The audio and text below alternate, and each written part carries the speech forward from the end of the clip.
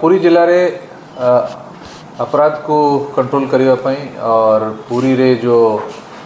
निशा कारोबार चली निशा कारोबार को बंद करने जो पुरी पुलिस तरफ गोटे ऑपरेशन आरंभ करा जाइथिला जार नाम हूँ ऑपरेशन चक्र आउ विभिन्न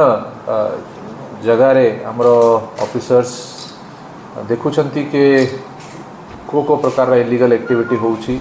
आउ से इलीगल एक्टिविटी पछरे को माने अछंती मुख्य अभियुक्त जो माने कि सब प्रकार इलीगल एक्टिविटी चलाउछंती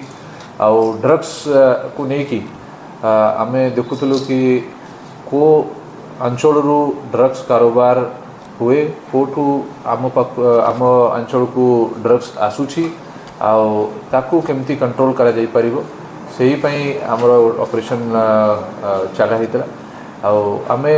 खबर पाइथिलु कि किसी व्यक्ति अछंती जो माने कि जलेश्वर अंचल रु आसिकी ड्रग्स एठी बिक्री करिकी जाउछंती आउ सेही ड्रग्स सबु हमर पुरी रे अन्य एरिया को सप्लाई करा जाउछि एमती जने व्यक्ति को आमे बहुत दिन ला ट्रैक करूथलु जार ना होछि मोहम्मद साजद अलियास राजा यार घर होछि राजपुर जलेश्वर पीएस ये व्यक्ति जहाँ हमको जना पड़ता कि आगु मध्य आसिकी पूरी खुर्दा ये सबू डिस्ट्रिक्ट रे ब्राउन सुगर सप्लाई करुच्ची या ट्रैक करी जिते बड़े आम खबर पाइलु कि ये व्यक्ति ड्रग्स सप्लाई करने पुरी को आसूची तो आम ट्रैक लगेलु और जिते बड़े से ड्रग्स को बिक्री करने को आसला जड़े महिला जार बयस हूँ 60 वर्ष घर को जाइथिला से नीलुचक्र नगर रे रहउछंती घर को जाइथिला आउ सेठी ड्रग्स सप्लाई करुला से समय रे सदर पुलिस ताको ट्रैक करिकी धरिछंती आउ जहाँ जाने पड़ी कि से महिला होउछंती आउ जड़े कुख्यात ड्रग डीलर अच्छी जहाँ नाम हूँ टिकी खान से टिकी खान रिलेटिव अछंती और से मध्य ये प्रकार कारोबार आरंभ करथिले जेते बेले टिकी खान जेल को जाइथिला और जेल रे से थिला तो सही समय रे ता जगह रे ये महिला कारोबार आरंभ करथिले और टोटल आमे 200 ग्राम ब्राउन सुगर जार आनुमानिक मूल्य हम पाखापाखि 22 लाख रुपये आउ गोटे ह्युंडाई गाड़ी वर्ना गाड़ी जो गाड़ी रे से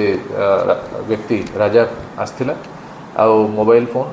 ये सब जिनस आउ किछि कैश मध्य आमे पाइछु जहाँ जना पड़ुछि कि सरकारी जगह रे एमाने घर करिकी रहउथिले और सही जगह रे एमाने ये प्रकार कारोबार चलाई आछंती ये महिला उपरे पुरी सदर थाना रे आगरू मध्य 2टा मामला रुजु रही आउ राजार एंटीसीडेंट आमे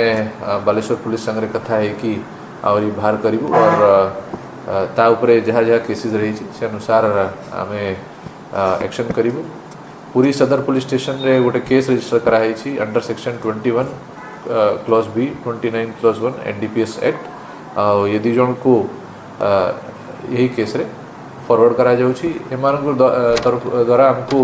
इंटरोगेशन रे आउ किछि लोकों ना मध्य जना पड़ी जो माने कि एमानठू ड्रग्स किनिकी आगे सप्लाई करुले से ऊपर भी कार्यानुष्ठान ग्रहण करा